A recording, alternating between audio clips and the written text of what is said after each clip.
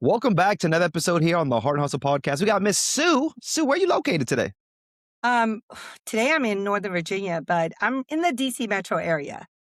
Love it. Listen, I love that I get to speak to people virtually, and you're also representing a pretty cool organization that we haven't had on here. What is the organization that you represent? Yeah, Asian American Lead, and it stands for Asian American Leadership, Empowerment, and Development for Youth and Families. I'm glad you remembered it because I was trying to memorize it. I'm like, oh my God, this is a mouthful. Now I see what you guys abbreviated it. And what is your title? So I'm the executive director at AALead. Love it. And Sue, how do you get there? How does someone like yourself get to that role? If you would have told me 10 years ago even that this would be what I'm doing, I'd be like, you're out of your mind. I don't think so. So honestly, I started from volunteering about 18 years ago. I started volunteering very like not even thinking I was going to volunteer. Someone came up to me and said, Sue, we're doing this toy drive. Do you have some toys that you can donate to some kids? And I'm like, that's an easy lift. All of us can come up with some toys. So that's what I did the first year. And then the second year, my friend asked me again to donate toys to A-Lead. And I'm thinking, sure, but everyone loves the fact that I love to cook. And I throw these amazing house parties. So, people like bring wine and stuff that you don't even need. And I'm like, okay, well, instead of bringing me stuff I don't really use and need, why don't you bring an unwrapped present for the toy drive that I'm helping out? And so next thing you know, there was an entire carload full of presents. Wow. And the friend who had asked me to support that event said, well, since you have so many gifts for the kids, why don't you come down to the community center and watch the kids get their gifts? And I would tell you that is where I was hook, line, and sinker. I saw kids just their faces light up, how happy they were. And, when your parents are worrying about the roof over their head or the food on the table, they're not really able to provide those really nice gifts Mhm. most of the time. And so when I saw that, I was like, wow, this is amazing. And sometimes you even forget your own roots, right? Because growing up, I didn't have any gifts. Yeah. So it really kind of brought me back to center. And that's really how I got started with A Lead. Little did I know that I would end up, going from there to being a board member, eventually a board chair, interim executive director twice. And here it is, 18 years later, I'm the executive director. I love it. Chasing passion and purpose. I truly enjoy it. I had a chance when I was really young, and I know you're looking at me like, shut up, Ephraim, you're still young. Um, we're just talking about this. But where I had a nonprofit at really early, I was like 22, 21, 22 years old. And we started off doing Thanksgiving, providing meals and handing out turkeys and really putting on an experience. But then we went to Christmas and kind of similar to you, people just knew I was doing the work. They were just donating all these gifts. So I chose two families because it was so late in the game that year. So I chose two families to actually go visit on Christmas Day. And that was actually cool, to go into these people's homes. It was really an eye opener because, as you mentioned, they really don't have anything. But you know what? These kids are still happy. And I would say mentally probably do experience some things because they do look at others, right? But it was just one of those things. And the next year I said, oh, I got to do bigger and better. So we actually hosted in a field where we were giving away, more toys. And it is, I can't wait. My kids are young. One's going to be 3, one's going to be 5, but I can't wait to experience that with them. But I would tell you that we have our kids every year before they get new gifts to get rid of old toys and let them know that, hey, there's kids out there that need your toys, even if they're old. Some of them don't get anything. So it's just cool that we think about others. And I was having a conversation with a friend. There's so many good people in this world, Sue, you being one of them, that are really given to to people that look like you. And I'm not just talking about the color of our skins, but the stories that we come from. Sue, there's a story that got you to even want to be here, to give back, to chase passion and purpose. What does that look like? Where is Sue getting all this? I want to help. I want to make a difference coming from. Well, I was made in China. My joke is that I got shipped here with all the stuff that comes from Walmart. But I cannot. anyway, um, yeah, I often have people like think that, oh, you're Asian American, your parents must have been rich, you must have had everything that you needed. But that was far from the truth. We went to, and you're not from this area, but just so you know, Southeast, especially like 40 years ago, you're going to start like figuring out my age, but that was the worst neighborhoods in DC. And that's where I grew up. I grew up there where it was 11 of us in a two-bedroom apartment. And my bedroom was the walk in closet that I shared with my sister, who was 3 years older than me. And when you talk about furniture, we didn't have any furniture. So we didn't even have a dresser to put what little clothes we had in it. We fold our clothes and put it on the floor where our feet kind of is as we lay on the floor. There's no mattress. It doesn't fit in a walk-in closet. So, we slept on that floor for several years. Um, and my parents own a mom and pop, carry out. And so, people think, "Oh, your parents own a restaurant." No, it's a mom and pop carryout. We had no employees. I was the employee. I was 10 years old. My dad built a little stool, kind of like a bench that I could Hmm.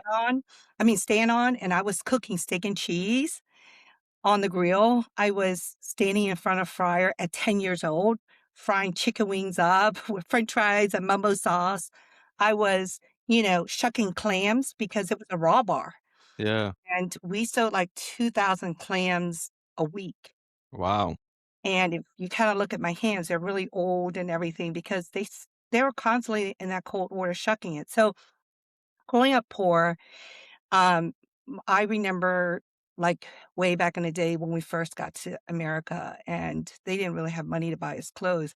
Mom would wait until people went to bed in the apartment complexes, and when she took the trash down, she looked to see if people were throwing out old clothes. 'Cause they eventually became my clothes. And Mm. then, sometimes people recognize that clothes and they laugh at me and kind of bully me and tease me in school. And so growing up not having, you always think about like, when I get older, what do I want to do? And so when I got older, I was like, I want to make sure that I work hard, that I save money, that I want to give my kids all the things I didn't have. And then with a lead, I always, when I was young, thought about like starting a nonprofit or doing something to give back to women and children. And so when I found AALead, I was like, why do I need to start a nonprofit? There's one that's there and they're doing all Yeah. the things that I would love to do. And so that was my way of like helping sort of the next generation, hopefully not have to struggle the same way that I did. Did you know, Sue? I guess you mentioned the bullying, so possibly, but did you experience like did you know you guys were poor? Or was it those moments that reminded you, I would say? I do think that when you don't know there's rich, you don't even know that you're poor. And, the one thing is in that neighborhood, there was no one in my school that looked like me. There were just drug dealers that hung out all day long outside of our carryout. And, like, a couple of them would say to me, "Little girl, it's not safe to go to school. Let me walk you to school."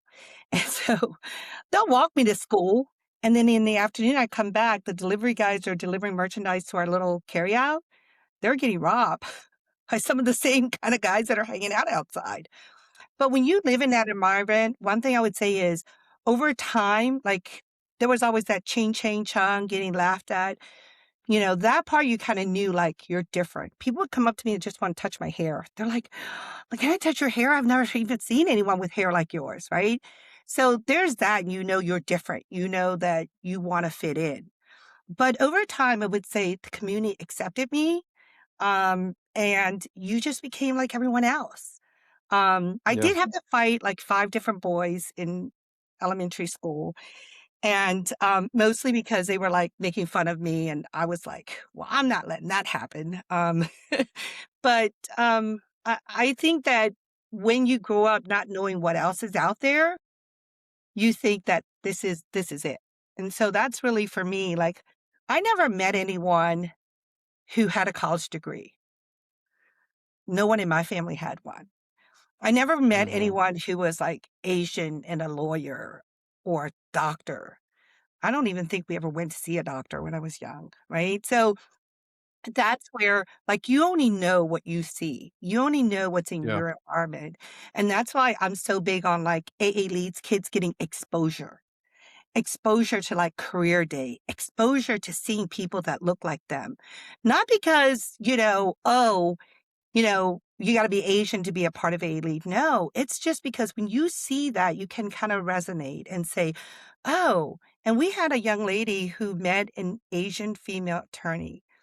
And after that, career day, she went up to that attorney and said, "I didn't even know Asian women could be attorneys." Wow. And that wasn't that long ago. I was like Yeah. maybe 10 years ago. And so for her to even say that, right? Now you planted a seed in her head, like, maybe that could be me, right? Or maybe it could be that I could do something else that I didn't even think that I could do. So I think that is the value to organizations like AALead, that you give young people hope, that you let them see that you're not limited. And people think you have to be Asian to be an AALead. No, you don't. No, you don't. We're like 60% Asian American, so there's an Asian American focus, but we're like 40% of all other communities of color. Because you gotta learn to be together, work together, I and love it. support each other regardless of what your color is. I love it. And what are some of the programs you guys offer at AA Lead? Yeah, so everything that we offer is free, which I love the word free, uh, after school, Did you say free? free. But after school, summer mentorships. And so what that looks like is after school programming, it really fills that gap. When that school bell rings, your parents aren't getting off work at 2:33 in the afternoon. No, they're not.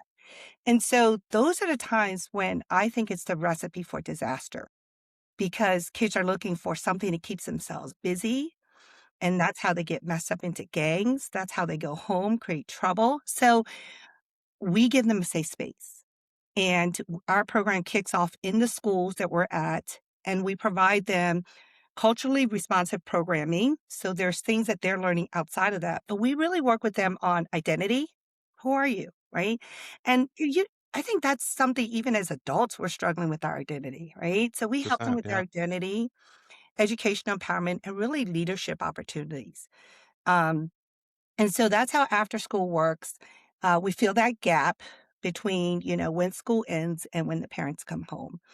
Our summer program is about to kick off next week, 5 weeks, free summer programming. I Wow. mean, you all who are paying for summer camps know how much that costs. And if folks are just worrying about keeping their family, with food and shelter again, right? They're not affording childcare like in that way in the summer. So we are 10 to 3 and the kids come to us Monday through Thursday with instructional things we're doing in the classrooms. But on Friday, they get to be kids and they go on a field trip. And again, it's all free, like even tickets to get into somewhere, just for them to like feel like, hey, it's summer. We're going to do something really cool and fun. Um, and then mentoring. I love mentoring. Mentoring has no boundaries. And what that means is if we're not in your school, we can still take your youth. So if you're listening on this podcast and you're thinking about like, oh, how do I get my kids into A Lead, but you're not even in my school? Well, that's okay because reach out to us, right? Because they can join mentoring. Mentoring has no boundaries in that sense. And so we take youth from age 8 to 18. And what I love about mentoring is that most young people aren't going to tell their parents everything. In fact, they're probably trying to hide as much as they can from you, right? 100%. But with Mhm. the mentoring, we vet all of our mentors, and they're usually young professionals, so the youth can connect with them. They see them like a big brother, big sister. Mhm. And so they really help them with developing their social emotional learning skills and just like really being that person to bond with them and connect. You mentioned free. How does it become free? Is this like, people just donating to the cause to make this free? Is this government, funds making this free? Like, how does it become free for others? Yeah, that's where they make people like me work really hard. So the A-League budget annually is about 1.4 million, and about half of that comes from government funds. And the other half comes from me looking for grant opportunities, to apply for, foundations, corporations to really connect and align and support us, and of course, individual donations and support. We do run an annual dinner once a year and a golf tournament. Those are our two big fundraisers. But really, it's just individual people. You'd be surprised. I think, in different times in history where we've had tragedies happen, um, just regular people like really step up to the plate and they give because they want to let you know that they're standing in solidarity with you. So, just anybody can support a lead. I love that you say just normal people. You just never know. And leading an organization, I always say that it's like you don't know who's going to give if you don't ask. And we run into people all the time that says, "Hey, I'm willing to give, but no one's ever asked me." Right? Like, I love that you just kind of mentioned that part, and it's just cool to know that you guys are running this free because I just had a conversation because the nonprofit that I have is well, not have but run is tied to a high school, and the high school athletic director tells me, "Hey, after school, I have all these kids around the, I guess the athletic building, and I gotta send them away because there's no teachers to watch them. So I gotta send them off campus and all that." He says, "But I don't want to do that. Like, how do we find someone to help these kids, and maybe we can help them and allow us to use, open. I think it's like a gym, so maybe they could go work out, right? I think mentally that helps when people go work out. Maybe we do have a tutor that helps them, or as you mentioned, leadership skills. And it's sad that we don't have those funds within budgets for school districts to be able to provide that. So here you guys go, Sue, really providing something that is really needed. And a lot of it you mentioned in your district where you kind of grew up is needed, right? This is what makes the difference. Big believer that one person, one story in that one moment changed somebody's life. It's a mentor. There was teachers that allowed me to be who I am today because they believed in me. It only takes one person to believe in you and to say, "Hey, I see you," and that's what you guys are creating. Pretty damn cool. What is the age ranges that you guys work with when it comes to students? Yeah, we help students from age 8 to 18. But one thing I really want to sort of make this appeal to your listeners is if you're a parent, or even if you're not a parent, you're an aunt, an uncle, or you just are a good neighbor. There are a lot of resources out there, but you have to go ask for them. You have to go search for them, but they're available. And so I love that, hopefully everyone here wants to donate to AALead and support us. But I want to say there are a lot of really great organizations that out there that are doing good work. It's more important for me that young people get to some of these programs because a lot of times when the parents are working those 10, 12 hours a day, they don't have time to be positive and support their kids. They're not trying to be mean. They're not trying to not support them, but it's the last thing on your mind. But when they're in an environment where people hear them, when people support them, that is when you're really making an impact and difference to you. So if it's not a lead that's in your neighborhood, look for something Yeah. because there are a lot of resources. And you talk about cuts. This past year and a half has been a tragedy for AALead, but so many nonprofits like us. We've had funding cuts up the wazoo because governments have had some priority changes and things like that. Some of the corporations are trying to fit into that priority shift, right? And so who's getting the raw end of the deal? It's the young people. It's our youth, right? And so we have to look at like what's next year going to look like with the cuts that we have. We've lost over 200,000 in funding this year. It's a lot of money. And so you have to think like where is those kids going to be? Because, that can impact easily 120 kids. Yeah. Yeah. So that's something to really think about. I'm already thinking about what the whole free idea because one of the things that the athletic director was asking was like for $70,000, right? Or so to keep someone on campus. But there's organizations like you mentioned that people are doing this already. Like, go find and build the relationships. I think that's so important. So, you being the executive director, what are some of the you have to do and the don't do's for someone that may be becoming a leader, executive director today, and they're looking for the do's and don'ts? Um, I would say for me, a lot of what I learned growing up was just give first, work hard first. I Mhm. think there's a different mentality. I'm going to say this for all of Go my ahead, young go ahead. staff that are hearing me. Um, And it's not just my staff, but just in general, the young people are growing up going to like, yeah, when you pay me, I'm going to do this. And when you pay me more, I'm going to do that. But growing up in my generation, it was more like, how do I know I want to pay you? Right. Yeah. And so for me, I did a lot of extras for free. Right. And so and I tell my kids the same thing. I have 3 kids.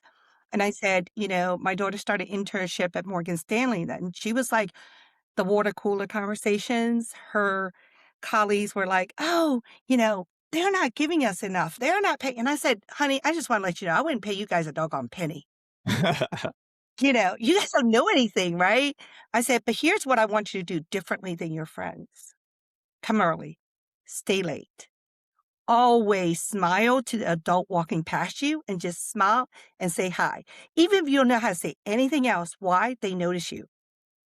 Because there's just a room, there's tons of people there, right?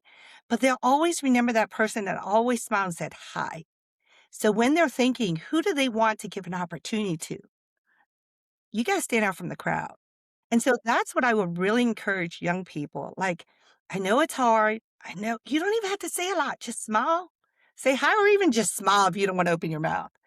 But work hard, come early, stay late, and always ask your supervisor, your boss, or even someone who's working sideline to them, "Hey, is there something I can help you with?" Because people like that. It is a positive attitude that gets you where you need to be. It's Okay. not always I'll the smarts. I'll add 2 things to it. I'm actually ask you a question from what you just said because I think there's the other side to that. But I did also want to mention that someone says that's why working from home sucks because you don't see the person that's early. You don't see the person that's working hard. You don't see the person that's probably staying up late when they don't supposed to get the work done, right? So if you have the opportunity to really be in person, it's go be in person. Like no one knows what you're doing at home behind closed doors, even though you're putting in all the work. But the question that I want to ask on top of that is, cool. Say I'm doing all that, right? I'm showing up and I'm doing all the things you just mentioned, but when do I know my worth? When do I realize that I put in all that and they don't see me? What do I do then? I do think that there is a time to cut your losses and to look somewhere else, right? But I would say that I would easily give it like 6 months to a year. It's not something like, I did this for a week and I didn't get no results, right? So I would say, and certainly like for her, it was a summer internship. They gave her a job offer right after summer, like was ending, right? And they waited a year for her to graduate from college before she started the opportunity.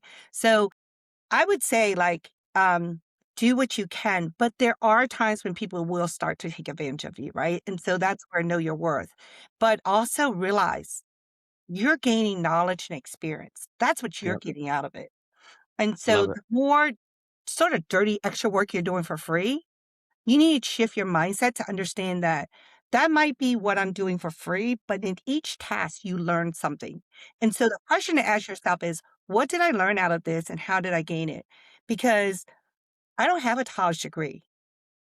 I didn't have a college degree. I'm where I am today because I had to learn everything on my own.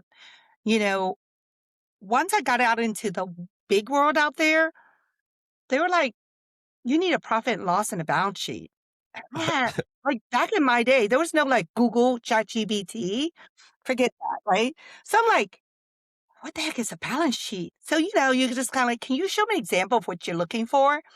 And I'm like, they give it to me and I'm like, oh, I do that. I look at my revenues because I opened I grew up, I said, I'm never going to open a restaurant. Never, never, never. And then, you graduate, you're kind of trying to figure out what am I going to do with my life? And you don't have any skill sets other than what you knew. So you Yeah. end up opening a carryout in Hyattsville, Maryland. It was called China Sub Shop, like a China Love it. Sub Shop. Like that was the name of my place, the first one. I was 18 years old. And I knew how to count my money at night. I knew how to pay my bills. So revenue and expenses, like, hello, but I didn't know what they were called. And so much of me was like Tron era. But when you fall, just get back up. Because if I just wallow in that sort of like I messed up, you're Hmm. never gonna get yourself to the next level, right? So I didn't have a lot of that luxury. I had to make money, I had to support a family, all of that. So it's I don't know. If you ask me now how I did it, I couldn't even tell you. No, everything that you said, Sue, you're really dropping some gems. It is showing up. It is putting in the work when no one else is even watching because it's not for them. Sometimes it is for you. And any job that I've ever been to, and I haven't had too many, but any job that I went is what's in it for me? What am I learning? The last job was I was a facilitator for airline industry, and I gave myself a time frame, but knowing as becoming a facilitator for this company is to become a better speaker, to be able to speak to anyone and everyone. And then I got to travel the world. Like, how cool was that? And all these opportunities are really learning lessons. Just like you, I don't have a college degree. I'm actually two classes away from associates, but it was so funny because I remember doing the work and then going to college side by side and thinking to myself, why am I coming to school to learn something that I'm doing hands on?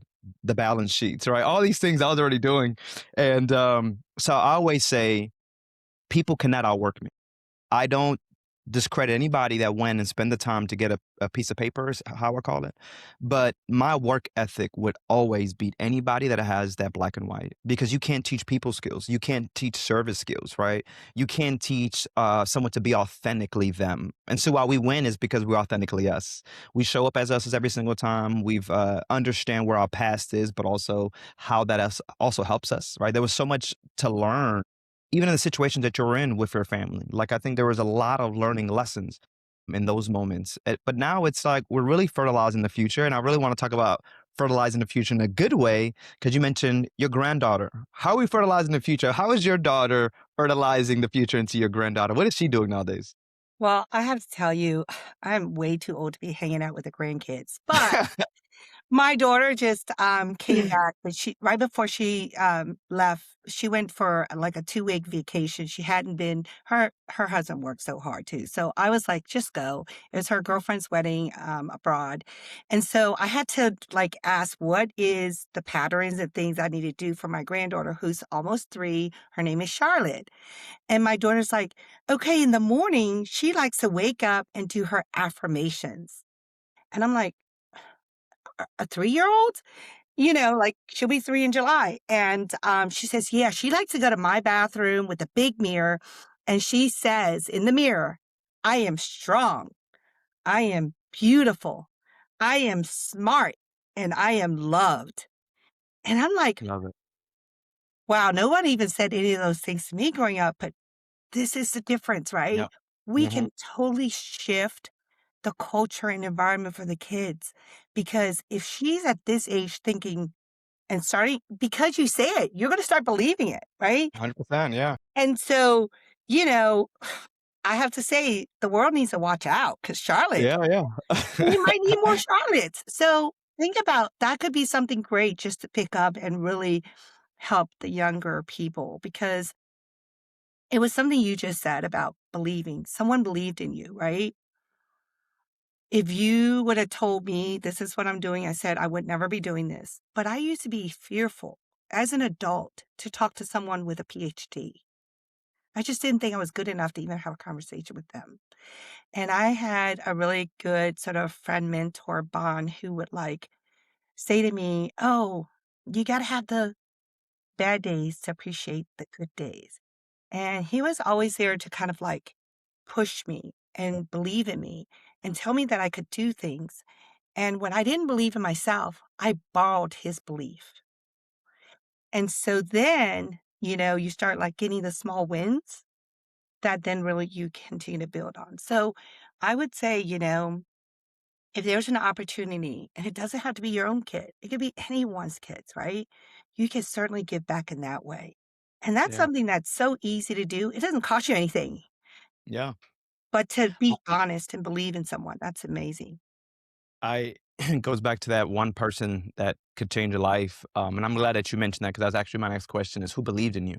Because we didn't get here by ourselves, right? Obviously, God has really blessed us and took us on this path to be here, but He also put people in those paths that believed in us. And I go back to, and I say it all the time, is Don Furtman. And even though I don't speak to that man all the time, I was 19, 20 years old when he called me a rock star.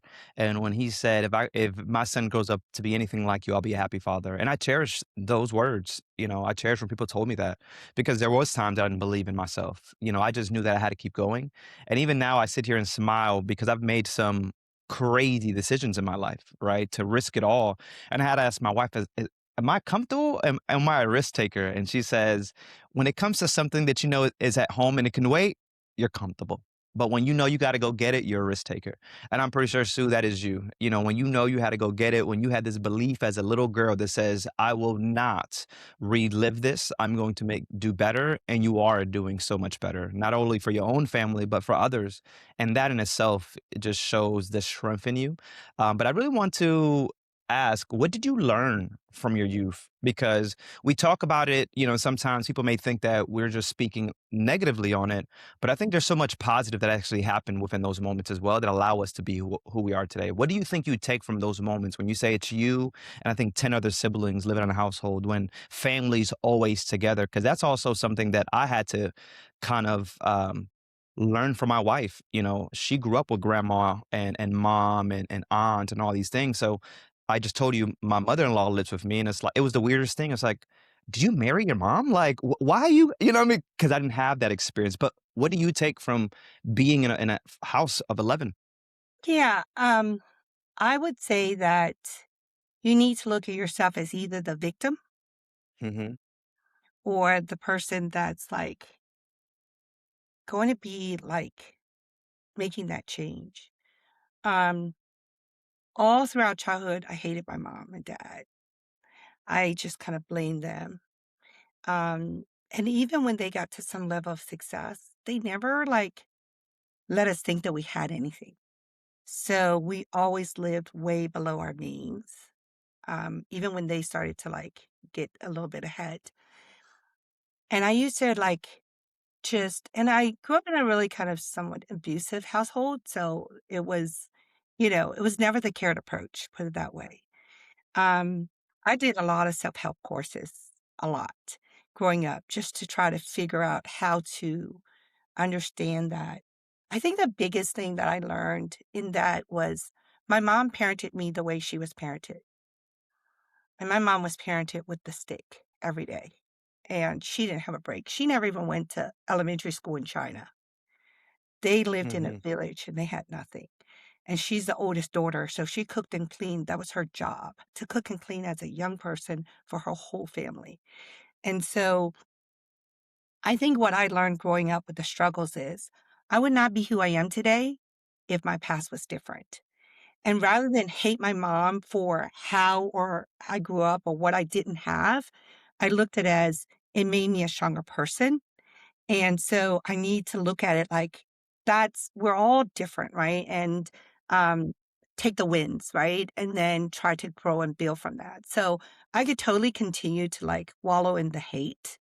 But at some point I forgave her because I realized that if I don't, and I'm going to be like really honest, at one point I was beating my daughter too, my oldest daughter. She'll probably tell you that. My mom used to, you parent the way you know how to parent, unless you learn there's something different. And so what I really did was work on me. And once I worked on me, I was able to shift how I parent. And my kids actually tell me now, just so you know, they're not kids, they're in their 30s. And they're like, Mom, you're so much a better mom because of AALead. But that's because I'm working with young people and I'm trying to like shut up and Yeah, hear them, hear what yeah. they want and what they need. And so I try to like practice that a little bit better That's a as good mom lesson though, right? instead of like telling them, you need to do this or else. Yeah. No, that's a good lesson, and I'm learning as a leader is to, listen more, right? There's so much to be heard. I love it. I think we're very similar. I had to learn grace, from my mother. 30 years old, you mentioned this a little earlier actually, but at 30 years old, my mom, after I told her how I felt, because I was at 30 years old, I felt confident enough to finally have this conversation. And it was really because I had a daughter that I wanted to tell her to use her voice, to be able to speak up, right? Because I felt like I didn't have that in my life. I felt I was almost mute in my own home for a long time. So school was where I got in trouble because I just wouldn't shut up. But I told my mom how I felt, and her response to what you mentioned earlier, "I'm so sorry. I did the best I could with what I knew." Because her past, it's how she grew up, right? She grew up in Puerto Rico where she was sticks, switches, belts, whatever the heck they found. And now I think she realizes it as a grandmother more than ever, but also because how she sees, like for me, I'm building this relationship with her. It was to me when I left home, I could care less. I didn't go back. I would see my mom once a year and she lived 10 minutes down the street. But that's just kind of the relationship that was kind of built in the house. And I had to, as I started to learn grace and I started to learn that, this is a woman that has 7 kids and truly did the best she could of what she had. And when I think about her life, she was actually the one that was breaking the cycles. She had to make those sacrifices and she was looked at from her own family as the good one, right? The rich one, the one that, but in reality, we were still struggling. She just did a really good job. This is someone that didn't graduate, college, but still went, didn't graduate high school, but still went to go make something for herself. And I now realize, you know what? As a child, you don't see it, but you realize a sacrifice. Something you mentioned a little earlier, I didn't even know this, and my brother brought this up. So I was adopted with my brother and my biological sister. And my brother mentioned years later to my mom, "You've never said I love you." They even realize that, right? And my mom, I guess, asked me that question. I was like, honestly, I didn't notice, right? And she's like, "But everything I did, like, showed that I love you." But sometimes we got to hear the words, right? Because we don't even know what love looks like. And I struggle with that in my own relationship. What does love look like? What does talking about something look like? I used to go to bed not talking to my wife when we got in arguments. My wife's like, we don't do that here. Right. There was a lot of things that I've had to really learn because I just didn't see that at home. So, Sue, you've clearly took everything you've learned and you've made success out of it. And I ask you, what are you pouring into leaders, the new leaders? You're working now with a next generation, and you talked about building leaderships. What is one thing that you love to tell others that you live by?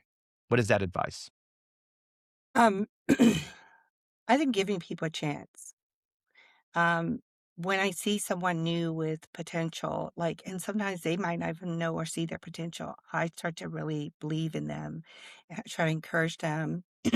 I think, and I hope that I'm a better listener. But really like allowing them to see themselves and being more positive. I think growing up, especially in Asian American traditional household, a lot of it was keep your mouth shut, especially you're a girl. Oh my God. Um, but letting the young people speak, letting them have a mind, sometimes also letting them try something and fail is just as good as letting them try something to win. And then if it didn't turn out the way they want, just encourage them like, "Hey, that's the way it's supposed to be.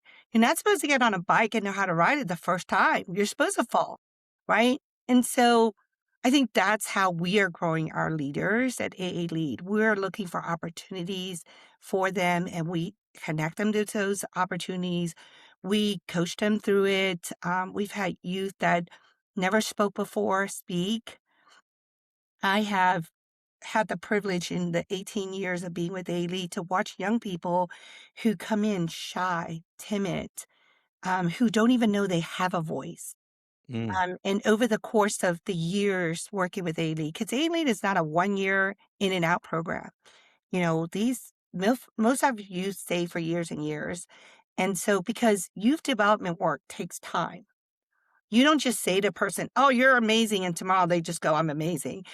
It takes time, yeah. right? So you have to continue to believe in them. You have to continue to nurture them, right? And help them grow and monitor that progress. But I see by the time they've done our programs or even like after a while, I can't get them to stop talking. And they're just amazing. And so when you like hear them and you see them in action, we have something called Youth Council, um, where we run it almost like a board of directors. And the youth have to do a resume. We help them take pictures and put up their LinkedIn profiles. Okay. And, We just found out one of our youth council, he's not Asian, he's Black, and he is in DC public schools, and he's valedictorian of his class. And, Wow. I was reading his story, and he's been in AALead, like, I think more about 10 years. Wow. So, it's not like, it takes time, but that constant and then they just did a presentation for our board of directors on, health inequities. They get to choose a topic they wanna do each year, and they chose that, and boy, when they did that presentation, I'm like, "The mayor needs to see this." Um, just because they're brilliant. And Yeah, and yeah. so That's so cool. when you really allow young people to shine, they do. They do. I love it. And so as we wrap up, where can people find more information? Are you guys on social? What is the website? There's so much good things that you guys are doing. I want people to really be able to tap in with you guys. Yeah, simple. AALead.org. That is our website, and if you go to our website, you can find out so much information, apply to be a volunteer, a mentor, donate. You can see our youth council fellows right on there, read about them. But there's just so much great work that we're doing. And if you're not in the DC area, like I said, there's a lot of good youth organizations. Our young people is where we need to invest in. They are our future. And if you look around at the craziness in the world, hello, we build that too. So let's do something different. Let's build something better and start with our young So people. So I would say at some point you got to take up comedy. I think you're pretty funny as well. I'm just saying, guys, if you guys are still watching, this has truly been a great conversation. But these are the leaders that I'm talking about that show up as authentically as them, that are fertilizing the future, and not really asking for anything in return because it's not about the paychecks that we do it for. It's about the passion. It's about the purpose.